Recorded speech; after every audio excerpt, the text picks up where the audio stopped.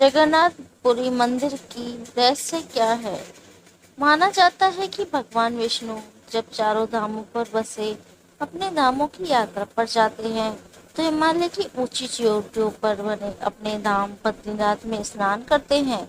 पश्चिम में गुजरात के द्वारका में वस्त्र पहनते हैं, पुरी में भोजन करते हैं और दक्षिण में रामेश्वरम में विश्राम करते हैं।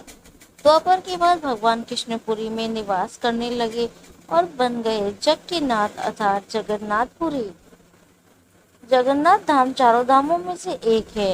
यहाँ भगवान जगन्नाथ बड़े भाई बलभद्र और बहन सुभद्रा के साथ विराजते हैं। पौराणिक कथाओं के अनुसार भगवान कृष्ण ने जब देह छोड़ी तो उनका अंतिम संस्कार किया गया। उनका सारा शरीर तो 5 तत्वों में मिल गया, लेकिन उनका हृदय बिल्कुल सामान्य एक जिंदा आदमी की तरह धड़क रहा था और वो सुरक्षित था। उनका हृदय आज तक सुरक्षित है, जो भगवान जगन्नाथ की काठ की मूर्ति के अंदर रहता है और उसी तरह धड़कता है। यह बात बिल्कुल कम लोगों को पता है। महाप्रभु का महारहस्य। शनि की झाड़ू से होते है सफाई। महाप्रभु जगन्नाथ श्री कृष्ण को कलयुग का भगवान भी कहते हैं।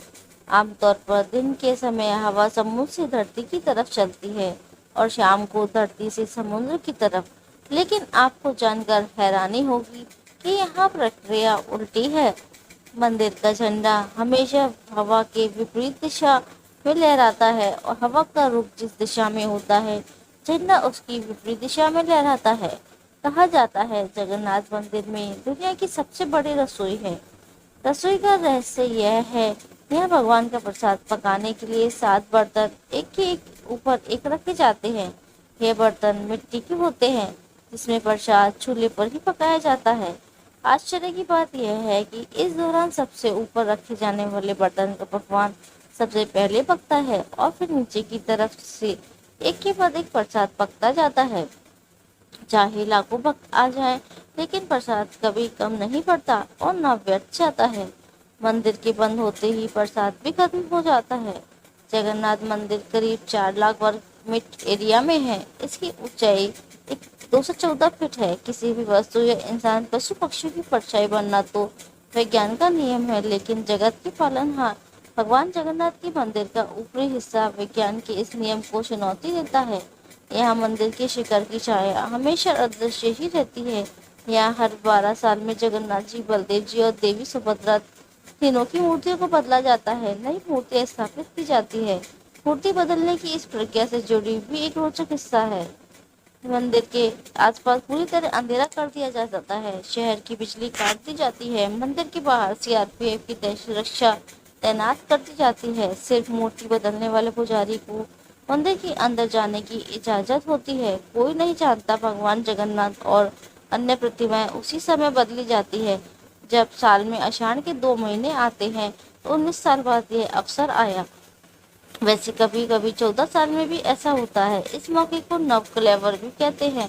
भगवान जगन्नाथ मंदिर के सिंहद्वार में पहला कदम अंदर रखते ही समुद्र की लहरों को आवाज सुंदर सुनाई नहीं देता, जबकि आश्चर्य में डाल देने वाली बात यह है कि जैसे ही आप मंदिर के एक कदम बाहर रखेंगे, वैसे ही समुद्र की आवाज सुनाई देगी।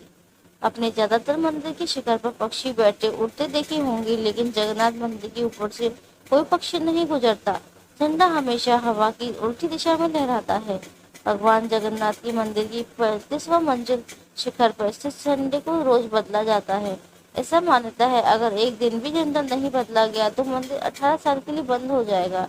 इसी तरह भगवान जगन्नाथ मंदिर के शिखर पर एक सुदर्शन चक्र भी है, जो हर दिशा से देखने पर उसके मुंह आपकी तरफ दिखता है। और वो भी इतनी आश्चर्यजनक चीजें हैं। हमारे सनातन धर्म की जय हो सनातन धर्म की। श्री जगन्नाथ जी की जय। यदि आपको यह वीडियो पसंद आई तो प्लीज वीडियो को लाइक और शेयर करिए और नई वीडियो के लिए चैनल को सब्सक्राइब